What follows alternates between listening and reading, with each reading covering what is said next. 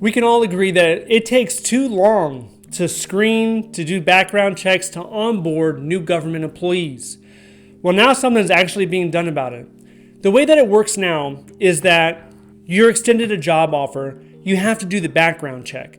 After the background check, then you'll be extended the final job offer. The background check is basically checking to see if there's any red flags and to make sure you're suitable for whatever position that you're trying to get. Now, in the government, we have the public trust positions, right? And this is the majority of positions. They involve some degree or some form of public trust. And when it comes to risk level associated with the public trust, you're looking at low, medium, and high. And you get hired. Let's say you get hired in a medium risk. They do the background check, everything's fine. You get extended the job offer, you start working. Every 5 years, there's another check being done. This check has not been automated. This check is manually done. So you're relying upon a security team to have time in their day to go ahead and review your background. It's surprising that even in 2023, a lot of the processes in the government, they're not automated. They do not leverage the technology that exists in order to make things go quicker. You would think that with programs like Adobe, that nobody would be doing wet signatures. Everybody would be signing digitally because it's quicker, right? Even saves paper, that's a plus. But up until recently, a lot of offices, a lot of agencies, they printed out paper and they were still traveling, up and down stairs to get signatures, to get people to sign certain things. It took time, it took resources, it wasn't efficient. So this is good news that the government is now trying to use technology and automate the screening process when it comes to background checks. So what are they looking for exactly? They're looking for criminal history. What type of crimes were you involved in? Did you rob some banks? Did you assault people?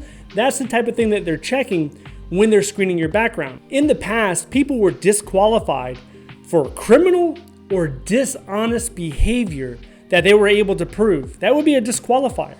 But now it seems like they're trying to separate the two. You have your criminal and you have your dishonest. And the argument is you can be dishonest and it might not be a crime. So maybe that's okay. I don't know how I feel about that. That seems like a kind of a gray area of morality to say that you can lie and maybe that's okay. I don't know, it doesn't sit well with me. So another part of the new screening is that if you're at an agency and whatever risk level, say you're at a medium risk, if you go to another agency, so if you apply for another agency, the same risk level or lower, they will not have to do a renewed screening. Now for me, I worked at an agency at medium risk, and then I applied for another agency for a promotion, same risk level, but they had to do the background check again. And most people are thinking, this is the government. I know it's two different departments, but this is the government. So they should be sharing information. That wasn't happening. With the new screening rules, as long as it's the same or lower risk level, you won't have to go through the screening again. So that saves everyone a lot of time. Also, agencies are now raising their threshold when it comes to alcohol or drug abuse. So in the past, let's say you abused drugs. Say you did cocaine and you had a problem, like a serious problem with it. You would have to show substantial efforts of you trying to get rehabilitated.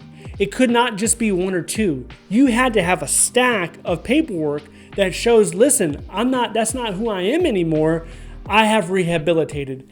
Now you do not need as many supporting documentation. You still need to show evidence, but it doesn't have to be as much. And the same thing with alcohol abuse. Maybe you attend 1 or 2 Alcohol Anonymous meetings, and then that would be proof. That would be considered acceptable supporting documentation for you to still get that job or to still be eligible for the job. Now, of course, this doesn't mean you can start abusing all these drugs and just turn into a drunk, because if you start showing up at work that way, that's going to be a serious problem. You will not make it past probation if that's the case. But I think the government really wants to give people that are trying to make change in their life, they want to give them an opportunity to start working again, to have a meaningful career. The new rule will also add violent behavior as a disqualifier. The current rules did not capture violent behavior. They captured criminal and dishonest, but not violent. The language speaks now towards protest, violent protest, especially when it comes to overthrowing the government or something like that. Recent events that occurred not too long ago, that had a lot of people concerned. So now if you're in a protest and you use violence, basically using violence to suppress someone's constitutional rights, that's going to show up as a disqualifier, or any other type of activity where you're planning or conspiring against the federal government. So speaking of rule changes, everything that I just mentioned, that's being considered. It hasn't been passed yet, but there have been some rules that have passed that directly impact hiring in the federal government. And if you want to know what those rules are, then I want you to watch this video next. If you would like to see more videos like this, please click like and subscribe. Thank you so much for watching. I'll see you in the next one.